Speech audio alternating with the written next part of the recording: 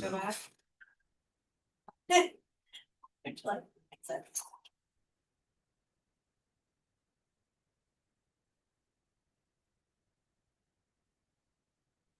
$69. Numbers matching. Okay. Things happen. February, March, still watch the video. What does it matter? $1969. Old. Left hand corner. That's my video. Yeah. Okay, now we're ready. Go ahead. Okay.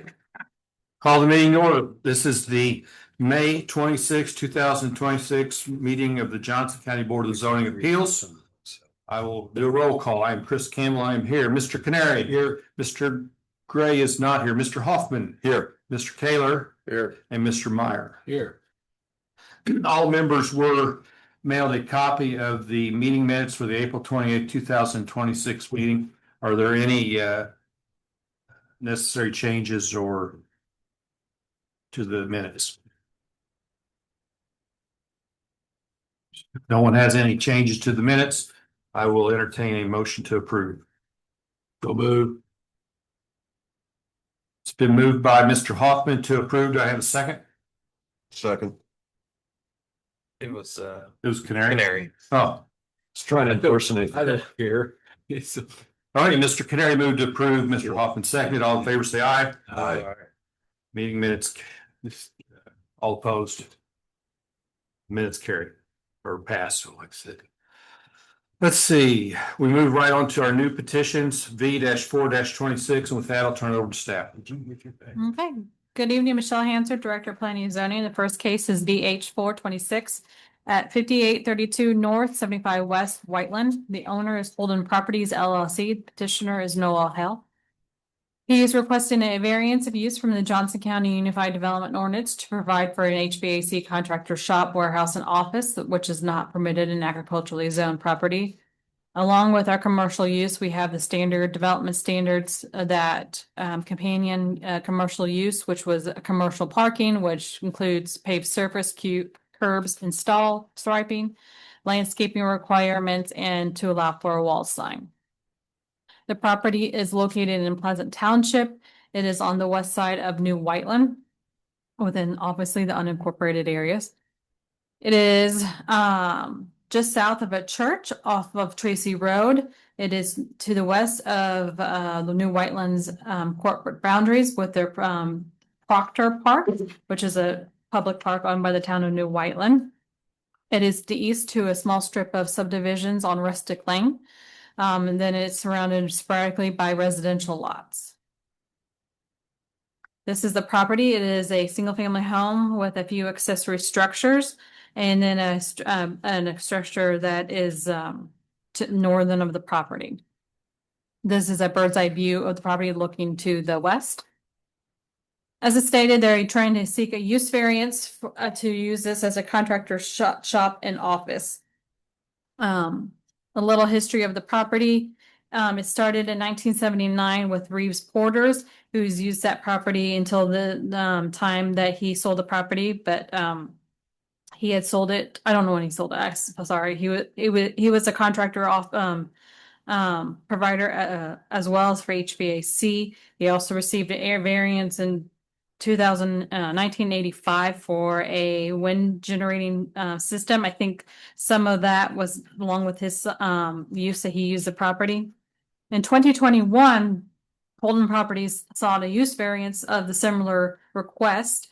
Now the property is for sale. The potential buyer, which is Noel Hale, is seeking a use variance to continue the use so he may, and then he can complete the sale of the property.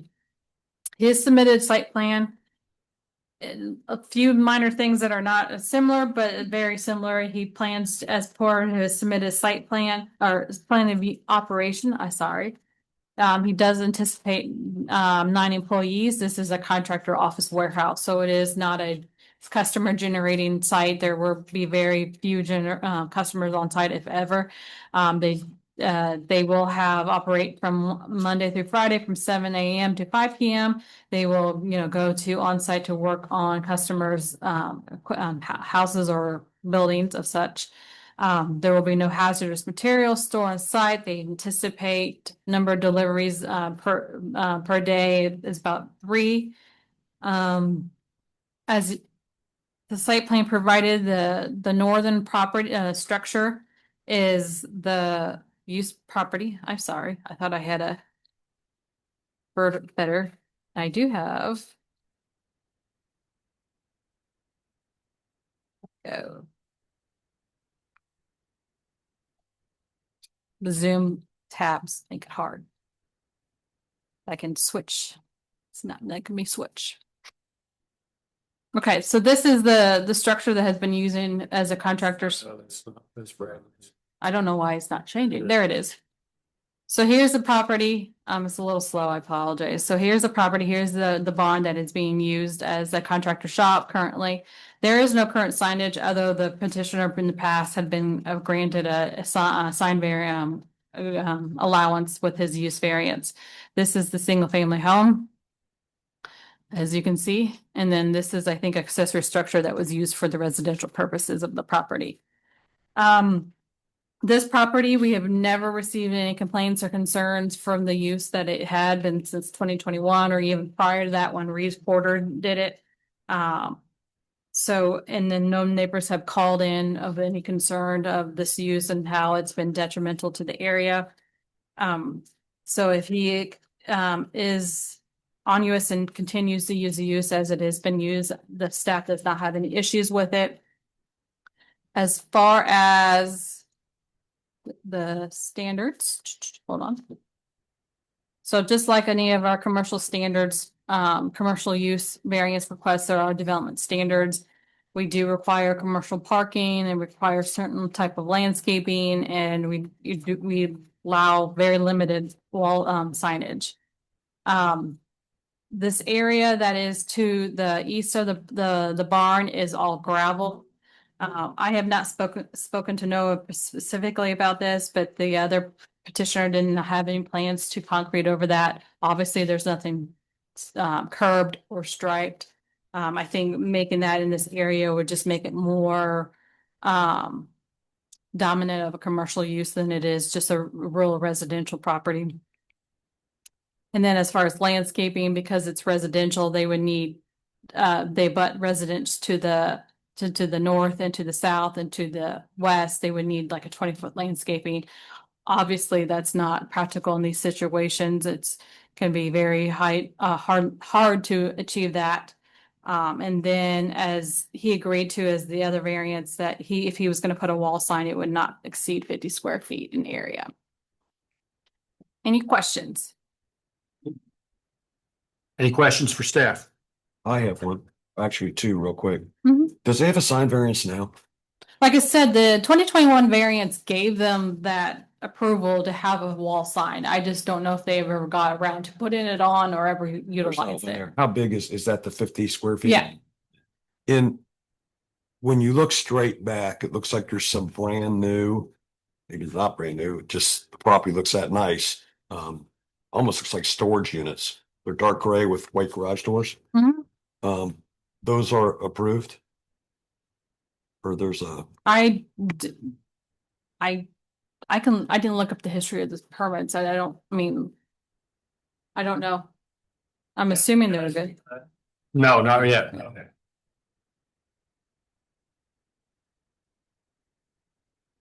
So, your question on the sign, it was already there at 50 feet, 50 square feet? it's already approved.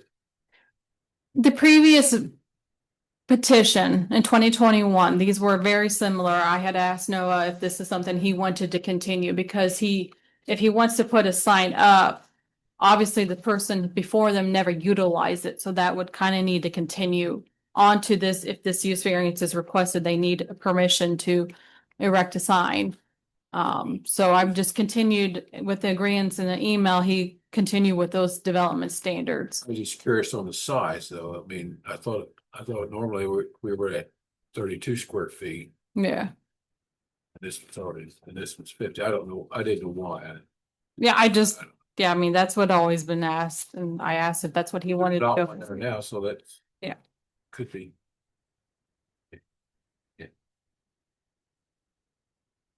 Any more questions for staff? Thank you, Michelle. Mhm. Okay. The procedure for this is the petitioner has 15 minutes to state their case and answer any questions that the board would have. Then any remonstrators have 20 minutes cumulatively between all of them to state their concerns, and then the petitioner has 5 minutes for rebuttal. Anyone who wishes to speak for or against this petition needs to stand and take the oath of a witness. That includes the petitioner and anyone who wants to speak against it or anyone the petitioner has brought in support. Please stand. Raise your right hands. Swear or affirm on the penalties of perjury, testimony about gives truth, whole truth, nothing but the truth, so help you God. With that, we turn it over to the petitioner. When you approach the podium, please state your name and address for the record. Good evening, ladies and gentlemen. My name is Noah Hale. I currently live at 32 Morningside Court, Whiteland, Indiana, 46184. Looking to seek the property of Reporter and the house above it. Seek my case. I'm going to operate it the same way as the current petitioner, current owner has. Nothing's going to change. No sign, nothing different. Keep the gravel where it's at. No pavement. Other than that, it's pretty straightforward. We're going to build obviously metal boxes for, clientele that needs them. I will reside on that property myself. So I'll be living on the actual home site. In regards to the business, we've known the current seller for 2-3 years now. So we seek the opportunity to obviously take advantage on the sell price. And then again, we obviously saw everything that was set out straight, and we decided to go ahead and move forward with the sub upon you guys' approval.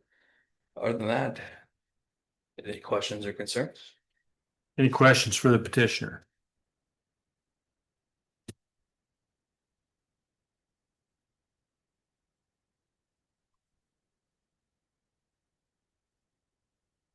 Okay, thank you. Thank you, guys. Does anybody here to remonstrate against? Seeing none, you have 5 more minutes if you want it. If you don't need it, he's good. Okay. We'll close the comments presentation. Does the board have any further questions for staff or any things they'd like to say? One question for staff. I see in the submitted site plan, it looks like there was a parcel A and parcel B. Am I looking at the wrong? I think I'm looking at the right thing, but it is one parcel number. Right, okay. Was there a plan at one point to subdivide these into 2 separate lots? I'm not sure, honestly.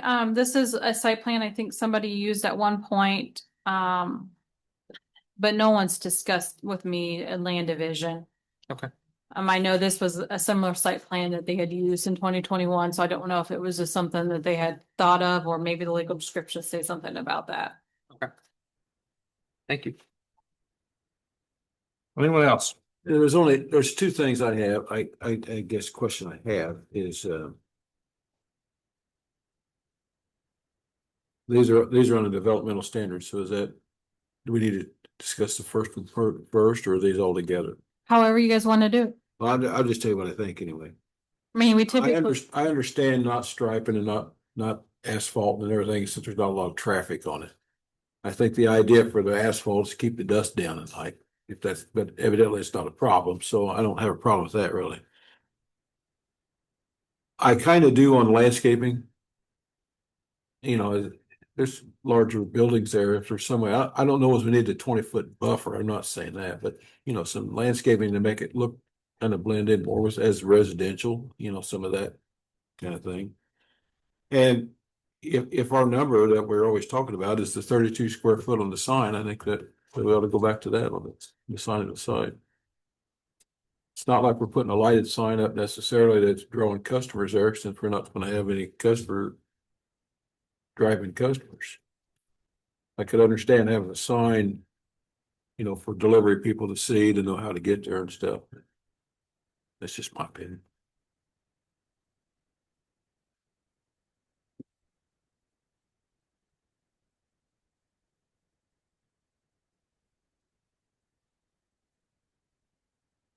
Michelle, and are the findings of fact presented by staff, they're adequate for an approval, aren't they? Yep.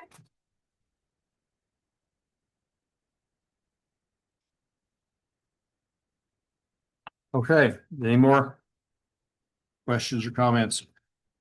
If there are none, I would entertain a motion to approve or deny this petition.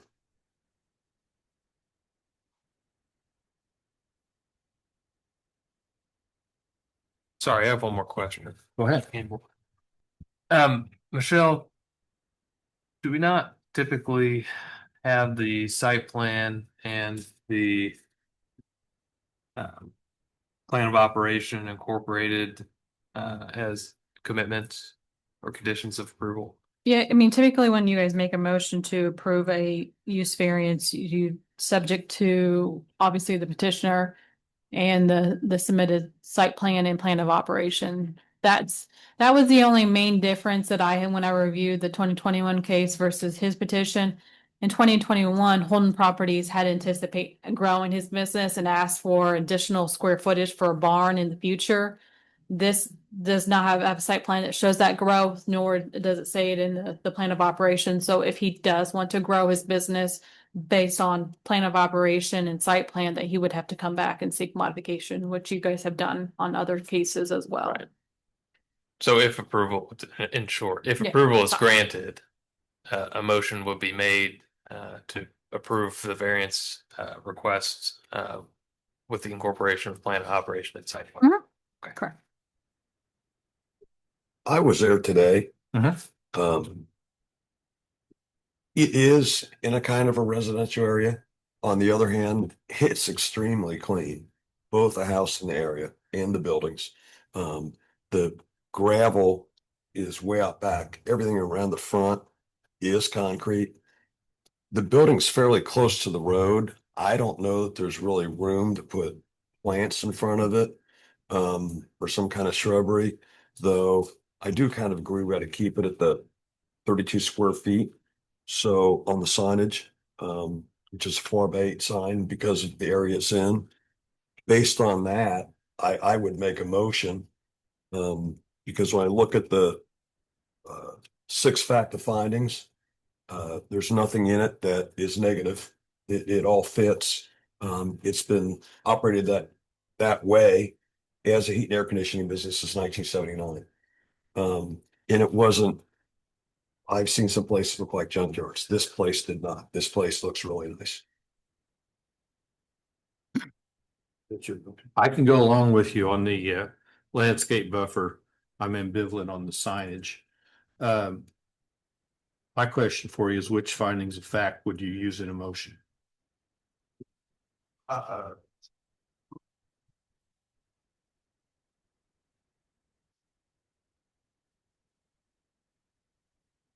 There's only staff finding facts for the development standards, but there's a use variance, finding facts for petitioner, and one prepared by the staff. Now I can't find the page it was on.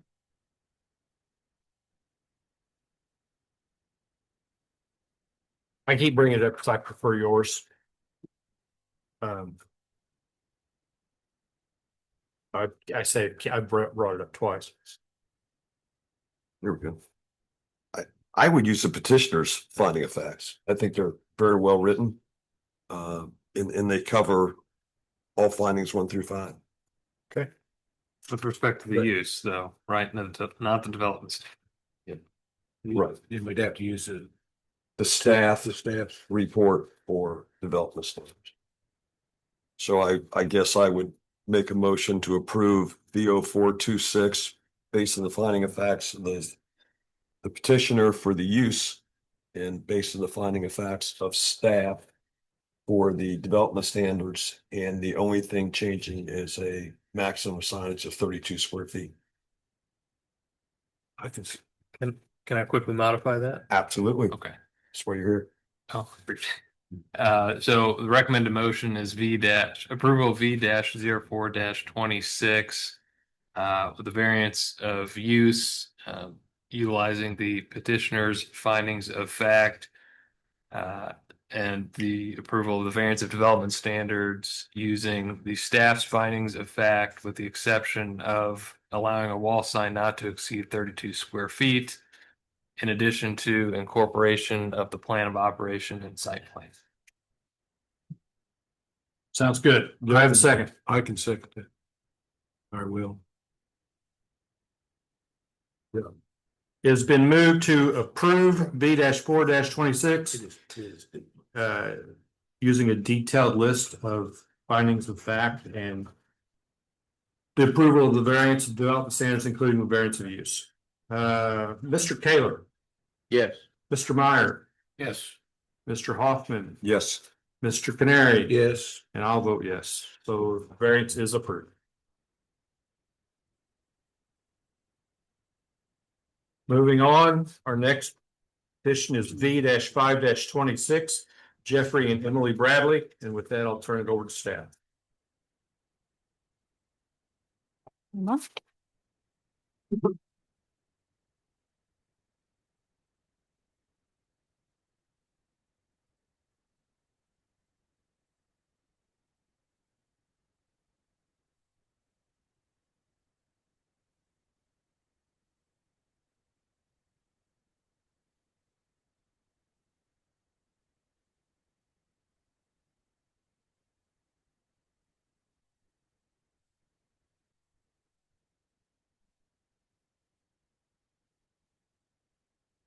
All right, V-5-26 at 6709 South 200 West Trafalgar.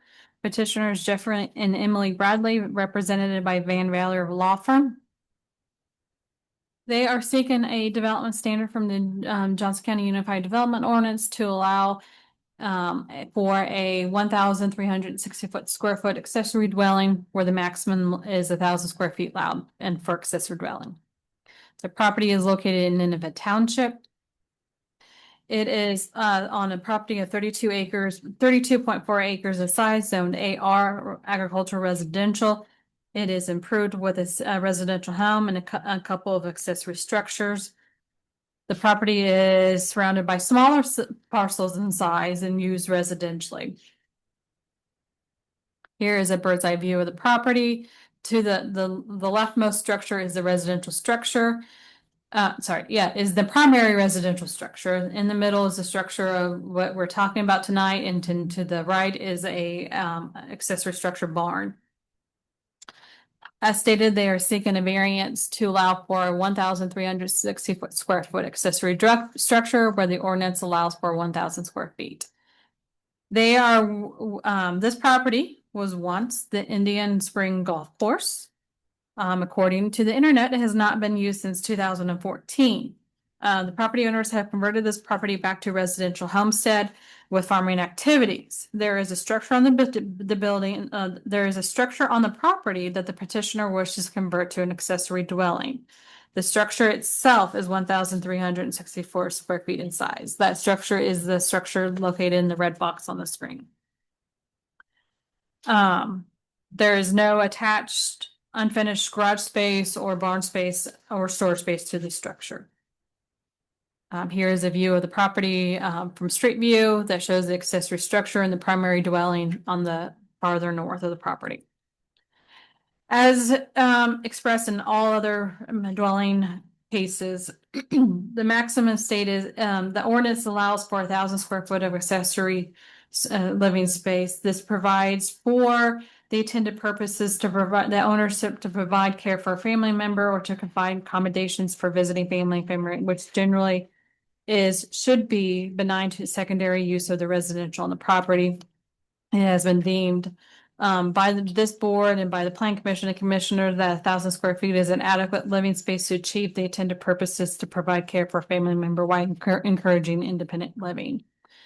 The structure itself, like I said, is existing. It was once used for the golf course, pro shop. The building plans on, that you can find in the packet kind of show a, a room with a closet, a bathroom and then an open space. It does not really indicate in here if this is a kitchen. There isn't, it's still a kitchen at all right now currently or not.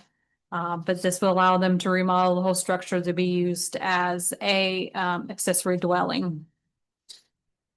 Staff has prepared findings of facts that have been used for all staff prepared accessory dwelling cases. So there's nothing specifically for this property per se, but as it is, it will not be injurious to the public health and safety or moral. The use in the area should not be affected as it's utilizing an existing structure. However, number 3, there's nothing of a practical difficulty to prevent this property from using from what it is. It has been failed to, nothing unique to the circumstances or conditions particular to this piece of land, like a regular shape of lot, exceptional topography that prevents them from adhering to established development standards for accessory structures and dwellings. The variance is not for economic benefit. The request is a minimal deviation. We have seen a lot that are, exaggerated accessory dwellings. I think 350 is, a very minimal. They're not asking to add on to the structure. They're trying to utilize the whole structure as itself. But the variance, as staff interpret, is due to hardship created by the property owner. Again, it is not a forced need to, utilize the whole structure for the accessory dwelling. Anybody can make the same argument, like, hey, I have a structure that's 2,000 square feet on my property. I need to use it for an accessory dwelling. They can't modify it, obviously existing structure easily. So anybody could use this particular argument in any, case do forth and what we've stated on other cases. So therefore, staff is not recommending of this variance as she has made that on other cases. Could you say that one more time, please? As I made that on other cases for accessory dwellings. I'm just trying to provide that this is not anything personal to this particular property or anything. This is the standard interpretation that staff has applied to every single dwelling case that we have made.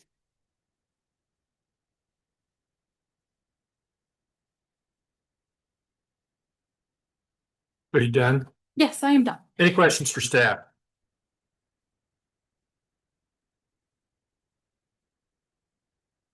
How long have they owned it? They probably gonna answer that faster than I could look it up. 117. And when was it remodeled as a home? The structure hasn't been remodeled as a home. They want to remodel it as a It looks dwelling. like it to me. The home.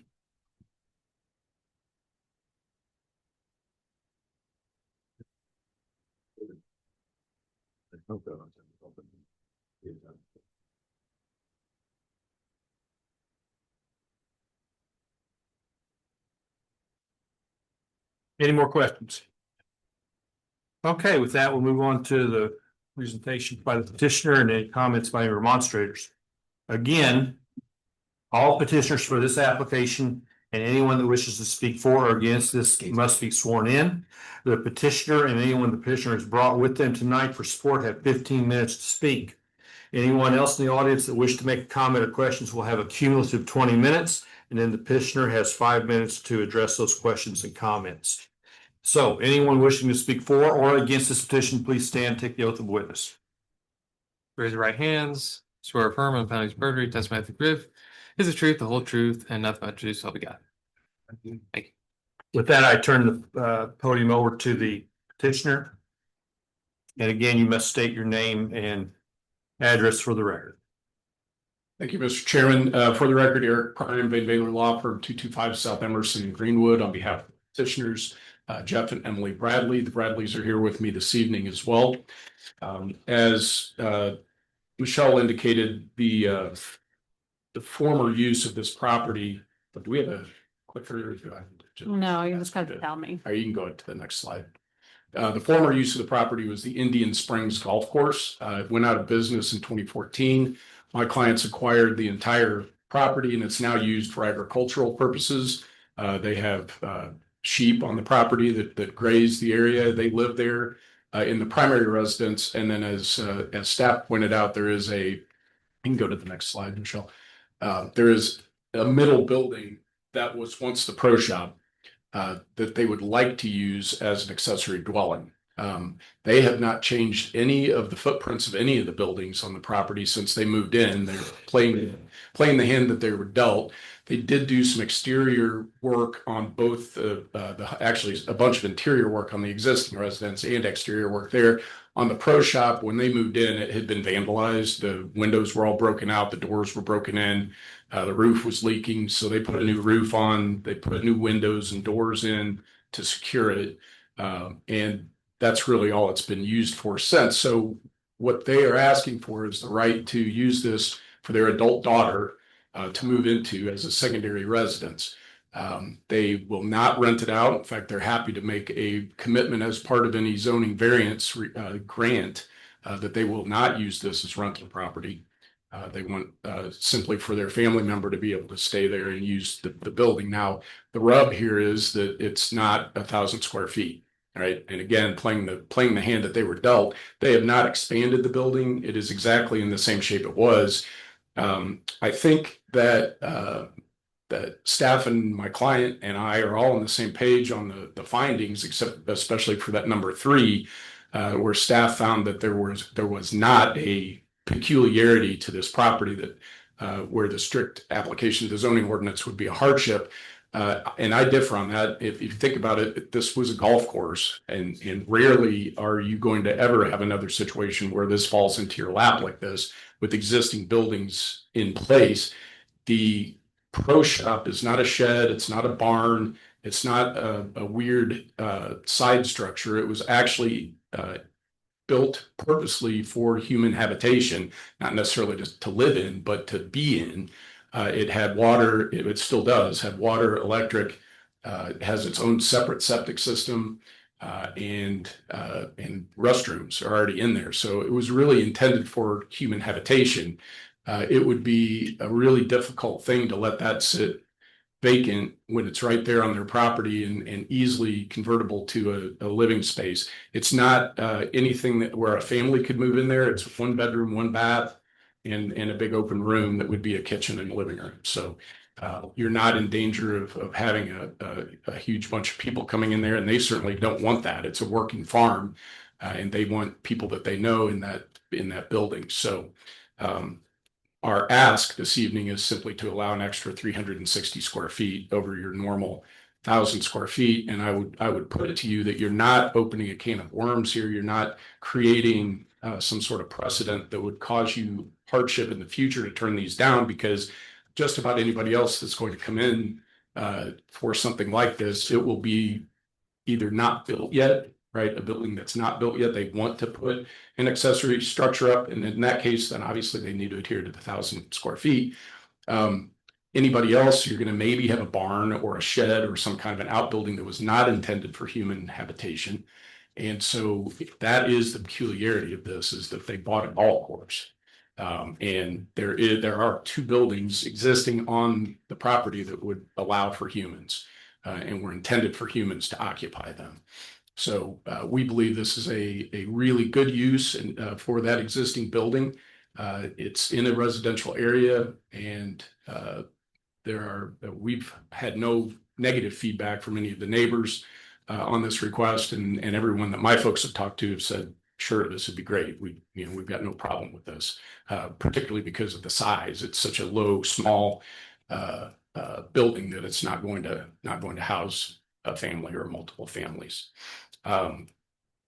So we're simply asking for the developmental standard variance to allow for the 1,357 square foot building to be utilized as a secondary residence by a family member. Any questions?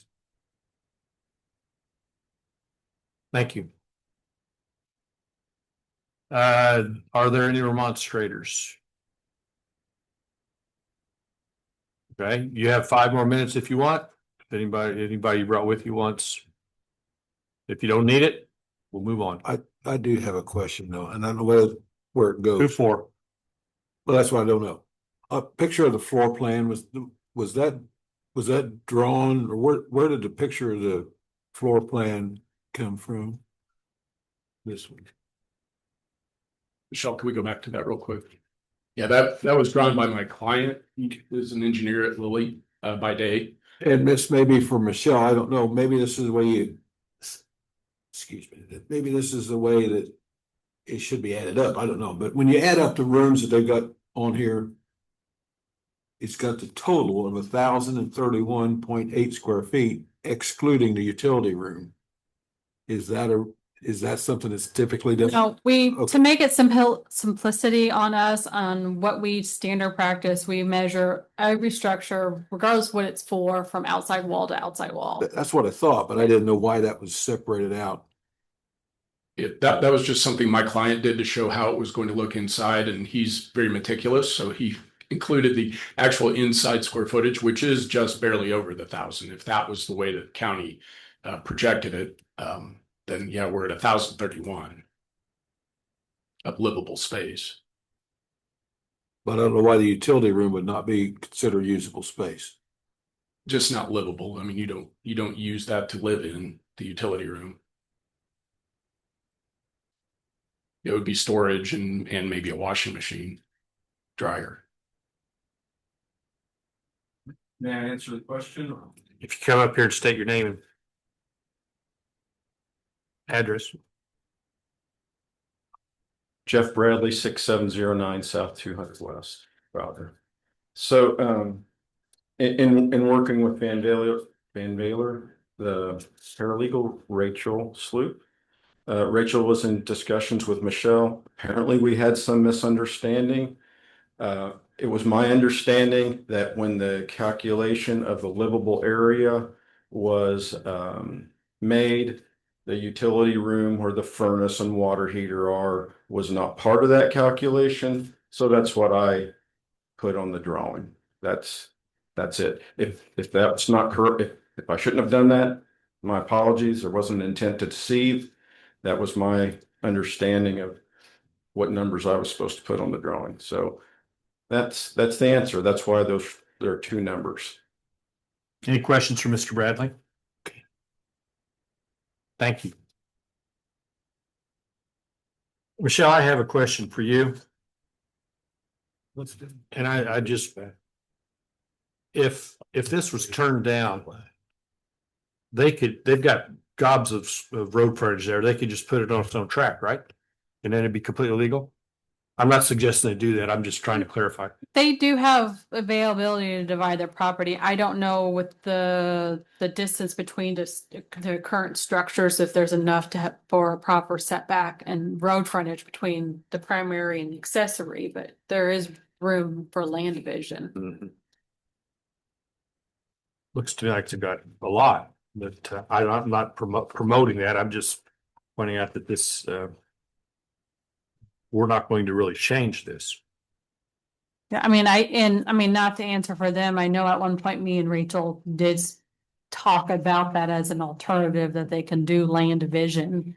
I don't know if anybody laid out any lots. No, of course they haven't, but I just Yeah, pointing out that this is going to go no matter what.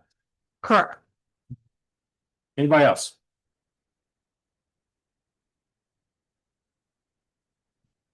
Okay. I will move to approve V-5-26 using the petitioner's findings of facts. Do you have anything you'd like to add? Add a commitment for no rental properties since it was suggested. Okay, well, it was suggested to add a commitment for the no rental of the property. Do I have a second? Oh, sorry, you're adopting whose findings of facts? Did I miss that? I was using, yeah, no, I. Okay, I'm sorry. I apologize. You weren't paying attention. That was.